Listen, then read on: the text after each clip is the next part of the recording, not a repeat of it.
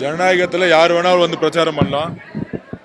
நாங்கள் எங்களுடைய வேலையை இன்றைக்கு வீடு வீடா ஒவ்வொரு குடும்பமா கட்சிக்கு அப்பாற்பட்டு நான் உட்பட கட்சியில் இருக்கக்கூடிய எல்லா நிர்வாகிகளும் போகும்போது வீடை திறந்து ஒரு அம்மாவாகவும் ஒரு அக்காவும் தங்கச்சியாகவும் ஒவ்வொருத்தரும் வந்து பாசமா வந்து எங்களை வரவேற்கிறாங்க. மித்தபடி அரசியலுக்கு இல்லாதவங்க தனிப்பட்ட முறையில் வந்து பிரச்சாரம் பண்ணுவாங்க. அதை பத்தி பேசுறது எனக்கு ஒன்றும் இல்லை. ஆக்சுவலா நாங்கள் தெளிவா இருக்கோம் எங்களுடைய கொள்கையிலையும் எங்களுடைய குறிக்கோளையும். தமிழக வெற்றி கழகத்தையும் எங்களுடைய தலைவரையும் சில ஊடகங்கள் சும்மா மீடியா நெரேட்டிவ் செட் பண்றாங்க. திமுகவுடைய ஒரு மணி இன்ஃப்ளூயன்ஸ்ல அதிகமான செலவு தமிழக வெற்றி கழகத்துக்காக செலவு பண்ணி எங்களுக்கு எதிரான கட்டுக்கதைகளையும் விமர்சனங்களையும் அவதூறுகளையும் சோசியல் மீடியாலையும் யூடியூப்லையும் பரப்பிட்டு இருப்பாங்க. இதுக்கெல்லாம் பதில் சொல்றது எங்களுக்கு டைம் கிடையாது.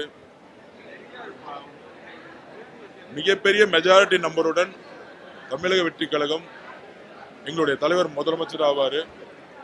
வெள்ளிவாக்கத்தில் நான் திருப்பியும் சொன்னதுதான், 5 வருஷமா எம்எல்ஏவே இல்லை, எம்எல்ஏ ஆபீஸும் இங்க இல்லை. தொடர்ந்து மக்கள் இங்க திமுக ஜெயிக்க வச்சாங்க. ஆனால் திமுக இங்க இருக்கக்கூடிய சாலைகளை கூட சரி செய்யல, தெருவிளக்குகளை சரி செய்யல, எங்க பார்த்தாலும் கழிவு நீர் ஓடிட்டு இருக்கு, தண்ணி எல்லாம் மஞ்சள் கலர்ல இருக்கு. இதெல்லாம் சரி செய்யறதுக்கு ஒரு சரியான சட்டமன்ற உறுப்பினர் கிடையாது. அப்பெல்லாம் வந்து மக்களுடைய பிரச்சனைகளை கேட்காத குடும்பம் மு.க. ஸ்டாலின் சார், உதயநிதி, இவங்கெல்லாம் வில்லிவாக்கம் பார்ல வரல. அண்ணா நகரோட நின்றுடுவாங்க. வில்லிவாக்கம் பக்கம் போக மாட்டாங்க, ஆர்கே நகர் பக்கம் போக மாட்டாங்க. கொளத்தூர்ல மட்டும் வேலை செய்யற மாதிரி ஒரு விளம்பரம் ஓடிட்டு இருக்கோம். ஸோ ஒட்டுமொத்த வட சென்னையும் திமுகவுக்கு எதிராக இன்னைக்கு வந்து மிகப்பெரிய மாறி இருக்கு. 16 தொகுதியில 13 தொகுதி திமுக மிகப்பெரிய அளவில் சென்னையில் ஜெயிக்கும். தமிழகம் முழுவதும் மெஜாரிட்டி நம்பரோட எங்களுடைய தலைவர் மிகப்பெரிய நம்பரை வந்து ஜெயிச்சு, எம்ஜிஆருக்கு அப்புறம் அம்மா ஜெயலலிதாக்கு அப்புறம் எப்படி 2014 அம்மா ஜெயலலிதா தனியாக நின்று ஜெயிச்சாங்களோ அதே பெரிய ஆட்சி மாற்றத்தை உருவாக்குவாரு. இதுதான் எங்களோட பதில். எங்களுடைய பிரச்சாரம் வீடு வீடா போயிட்டு இருக்கு. மக்கள் கிட்ட இருந்து பெரிய அன்போட ஆதரவு இருக்கு. இன்னைக்கு அதிமுகல இருந்து வந்தவங்க எல்லாருமே ஜாயின் பண்ணிருக்காங்க. அவங்களை வரவேற்றிருக்கோம். புரட்சி தலைவி அம்மாவுக்கு அப்புறம் ஒரு நம்பிக்கையான தலைவர் இந்த கட்சியில் யாரும் இல்லாதனால எல்லா தொண்டர்களும் இன்னைக்கு டிவிகே பக்கம் மூவ் ஆயிட்டாங்க. அவங்களை நாங்க வரவேற்று அவங்களுக்கான பணிகளை கொடுத்து அவங்கள ஒரு குடும்பமா நாங்க வந்து அவங்களோட சேர்ந்து பயணிப்போம் உறுதி கொடுப்போம். அதுதான் இன்னைக்கு கள நிலவரம் கூட.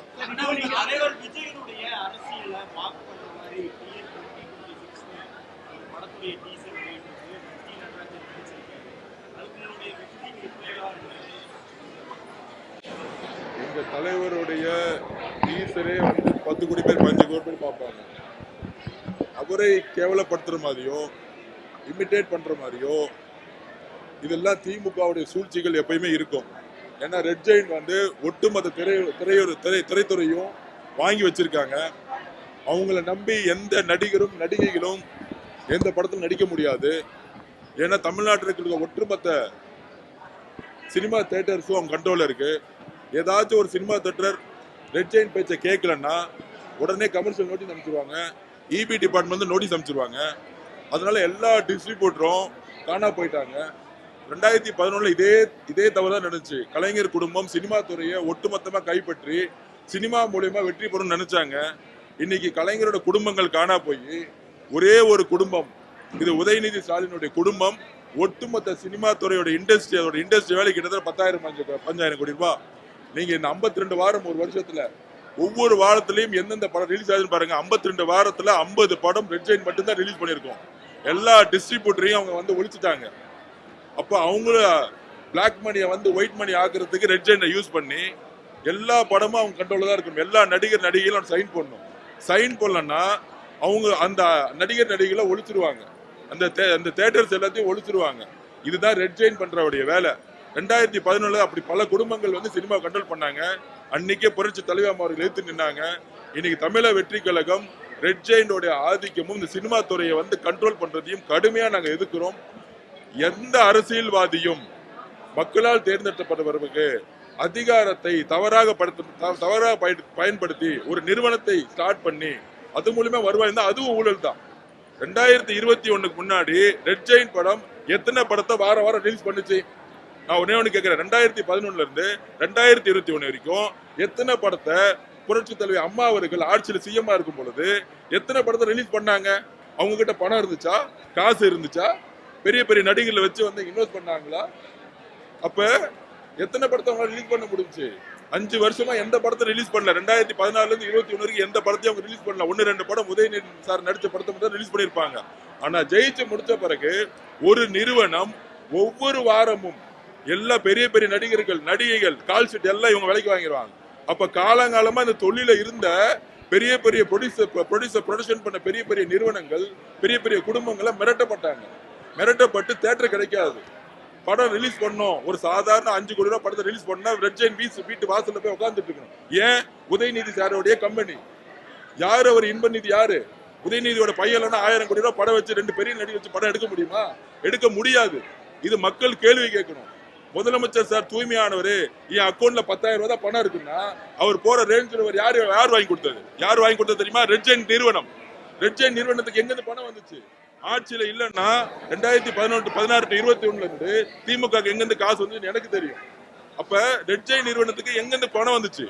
ஏன் இப்படி பெரிய பெரிய நிறுவனங்களா மாறுறாங்க? எல்லா நடிகர்கள் ஏன் பேசுறது பயப்படுறாங்க? 12 வயசு பொண்ணு, 12ஆம் கிளாஸ் பொண்ணு ரேப் ஆகுது தூத்துக்குடியில. இதே போன ஆட்சியில் இருக்கும் பொழுது இபிஎஸ் ஐயா அவர்கள் முதலமைச்சர் இருக்கும் போது எல்லா நடிகைகளும் ட்வீட் போடுவாங்க, குரல் கொடுப்பாங்க. ஆனா இப்ப யாருமே குரல் கொடுக்கல. ஏன்? குரல் கொடுத்தா அவங்களோட படத்தை முடக்கிடுவாங்க, அவங்க தியேட்டர்ல ரிலீஸ் பண்ண முடியாது. அப்ப ரெட் ஜெயினுடைய மிகப்பெரிய ஊழல் எங்க இருக்கு? கண்ணு முன்னாடி இருக்கு. ஆனா முதலமைச்சருடைய பேலன்ஸ் ஷீட்ல 10,000 ரூபாய் தான் இருக்குங்கிறாரு. இது எந்த அளவுக்கு ஒரு போலித்தனம், எந்த அளவுக்கு ஒரு ஏமாற்றுத்தனம். சோ இப்படி ரெட் ஜெயின் நிறுவனம் மட்டும் இல்ல, ஹைவேஸ் டிபார்ட்மெண்ட்ல அவங்க குடும்பம் தான் ஊழல், ரியல் எஸ்டேட்ல 1-2 நிறுவனங்கள் தான் ஊழல். ஒரு சாதாரண நிறுவனம் 200 கோடி ரூபாய் இருந்த நிறுவனம் -200 கோடி ரூபாய் அந்த நிறுவனம் இன்னைக்கு 2000 கோடி ரூபாய் தொழில் பண்ணுது. அந்த ரியல் எஸ்டேட் யாரும் பண்ணது? இன்னைக்கு ஒரு சாதாரண ஒரு ரிஜிஸ்ட்ரேஷன் பண்ண முடியுமா?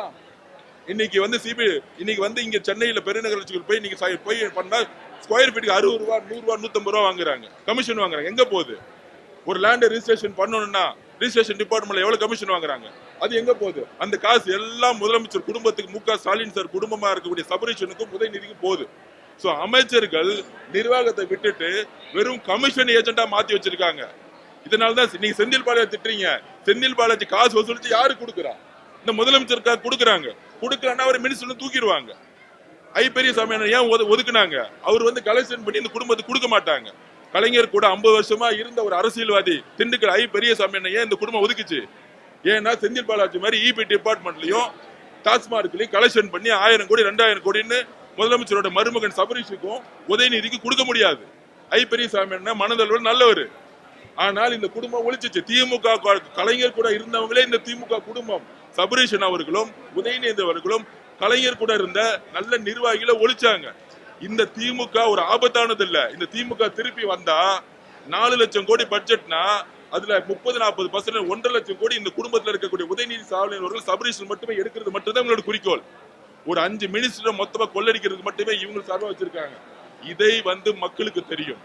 எப்படி ரெட் ஜெயின் ஒரு நிறுவனம் கடைசி நிமிஷத்துல ஒரு படத்தை அவங்க இன்ஃபுளுன்ஸ் ஒரு படத்தை எடுத்து எங்களுக்கு தலைவரை வந்து இமிடேட் பண்ற மாதிரி, ஒரு அசிங்கப்படுத்துற மாதிரி எடுக்கக்கூடிய நிறுவனம், யாருக்கு அந்த அதிகாரம் கிடைச்சிச்சு? அரசியல் ரீதியா படம் எடுக்க கூடாதுன்னா, ஜனநாயகத்தை இப்ப ரிலீஸ் பண்ண முடியாது அப்படின்னா தேர்தல் கமிஷன் போட்டுனா ஒரு அரசியல் படம் எப்படி ரிலீஸ் ஆகும்? பிஜேபியும் திமுகவும் சேர்ந்துகிட்டு இது பண்ணது தெரியுதா உங்களுக்கு? இந்த மாதிரி படம்லாம் ஒரு நாள் ஓடாது. அவங்க எடுத்த பராசக்தி படமே ஒரு நாள் ஓடல. இந்த படம்லாம் ஆஃப் டே ஓடாது. அதனால இந்த படம் என்ன இருக்கு, உள்ள இருக்கு, என்ன கண்டென்ட் இருக்குன்னு தெரியாது. தகவல்கள் வருது இது திமுகவும் பிஜேபியும் திரைமறையில இருந்து ஆபரேட் பண்றாங்கன்னு. அதனால மக்கள் இந்த படத்தை வந்து தூக்கி எறிஞ்சிட்டு போயிட்டே இருப்பாங்க. யாரு மேல தப்பு இருக்கு? ரெட் ஜெயின் வந்து ஒரு வாரத்துக்கு ஒரு படம், 52 படம், 15,000 கோடி ரூபாய் இண்டஸ்ட்ரி கண்ட்ரோல் பண்றாங்க, மணல கண்ட்ரோல் பண்றாங்க, எல்லா மலையும் உடைச்சிட்டாங்க. திருநெல்வேலி போனீங்கன்னா எல்லா மலையும் கிடையாது. எல்லா ஊழலும் பண்ணிட்டு இருக்கக்கூடிய ஒரு திமுக எடுத்து நிப்பாங்களா? ஒரு சாதாரண படம் எங்க தலைவரை இமிடேட் பண்றமே வந்துச்சுன்னா அவர் என்ன தப்பு செஞ்சாரு? எல்லாத்தையும் விட்டுட்டு நல்லது செய்ய வந்திருக்காரு. அதனால நாங்க நல்லது செய்ய வந்திருக்கோம். மக்கள் களத்துல மிகப்பெரிய ஆதரவுகளை கொடுத்துட்டு இருக்காங்க. அது நீங்க திருச்சியிலே பார்த்திருப்பீங்க. திருச்சியே நேற்று முடங்குச்சு. மக்கள் ஆதரவோட மிகப்பெரிய வெற்றியை நாங்க உருவாக்குவோம்.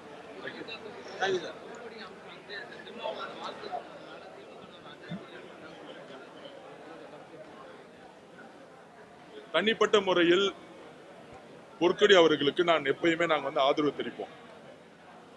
தன்னுடைய கணவர் அண்ணன் ஆம்ஸ்ட்ராங் அண்ணன் தலித் மக்களுக்காக எப்பெல்லாம் பாதிக்கப்படும்போது குரல் கொடுத்தாரு. அவருடைய இறப்பு ஒரு மிகப்பெரிய கொலை. அதற்கு யார் யாரெல்லாம் காரணங்கிறத மேடமே ஜுடிஷியல் சொன்னாங்க. இதே வடசென்னைக்கு ஒரு அமைச்சர் அது பின்புலமா இருக்கிறாங்க. அவங்க ஒண்ணு போய் கேட்டாங்க, எனக்கு சிபிஐ கேஸ் வேணும் உச்ச நீதிமன்றத்தில் போய் கேட்டாங்க, சிபிஐ என்கொயரி பண்ணோன்னு. ஏதோ கேஸுக்கு சிபிஐக்கு ஒத்துக்கிட்டாங்க.